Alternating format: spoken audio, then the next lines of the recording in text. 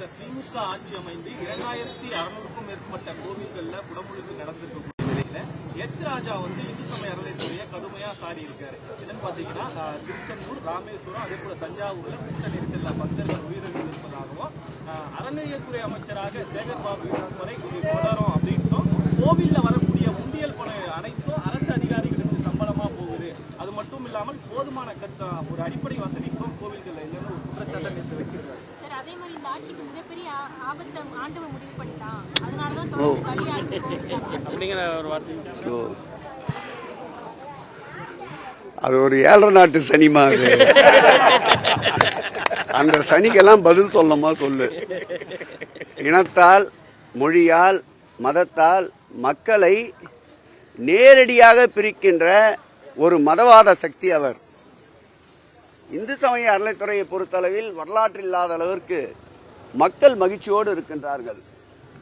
2700 கோயில்கள் இன்றைக்கு குடமுழுக்கை தாண்டி இருக்கின்றது. இந்த ஆண்டு இறுதிக்குள்ளாக அது 3000-ஐ தாண்டும் என்ற உறுதியை மேற்கொண்டு களத்திலே நின்று அதிகாரிகள் முழுமையாக இதய சுத்தியோடு பணியாற்றி கொண்டிருக்கிறார்கள். கடந்த 10 ஆண்டுகளில் 2011 20ஆம் ஆண்டு வரையில் அப்படி ஒரு துறை இருக்கின்றதா, அந்த துறையினுடைய பொறுப்பு அமைச்சர் யார் என்ற கேள்விக்குறி இருந்தது.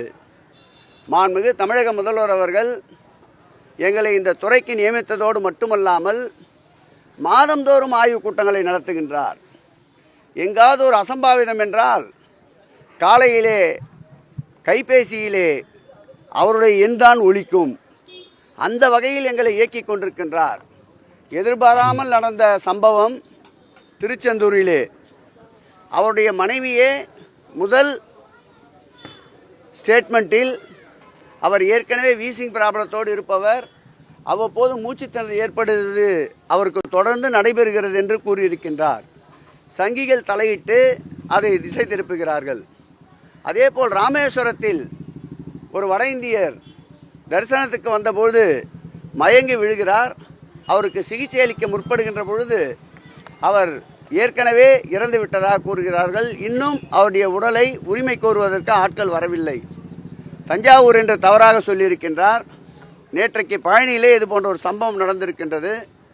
3 சம்பவங்களுக்கும் வீடியோ புட்டேஜ் இந்து சமய அறநிலையத்துறை சார்பிலே வெளியிடப்பட்டிருக்கின்றது.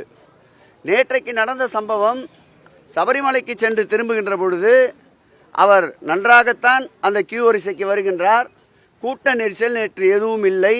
அவர் அழகாக 10 ரூபாய் கட்டண தரிசனத்திலே இருக்கையிலே தான் அமர்ந்திருக்கின்றார். திடீரென்ற உடல்நலக்குறைவு காரணமாக மயங்கி விழுகிறார். மருத்துவமனை அந்த திருக்கோயிலே ஏற்படுத்தப்பட்டிருக்கின்ற மருத்துவமனையிலே இருக்கின்ற மருத்துவர்கள் ஓடியாக அந்த இடத்திற்கே வந்து முதலுதவி சிகிச்சை அளிக்கிறார்கள். ரோப்கார் வழியாக அவரை கீழே இறக்குகின்றார்கள். ஆம்புலன்ஸிலே அரசு மருத்துவமனைக்கு கொண்டு செல்கிறார்கள். அவர் அங்கே இறந்து விடுகிறார். எதிர்பாராமல் நடக்கின்ற இது போன்ற நிகழ்வுகளுக்கு அரசை குற்றம் சாட்டுவதும் சம்பந்தப்பட்ட துறை அதிலிருந்து விலக வேண்டும் என்பது இவருடைய சித்தாந்தத்தை எதிர்நோக்கி கொண்டிருக்கின்ற இந்த சூழல்தான்.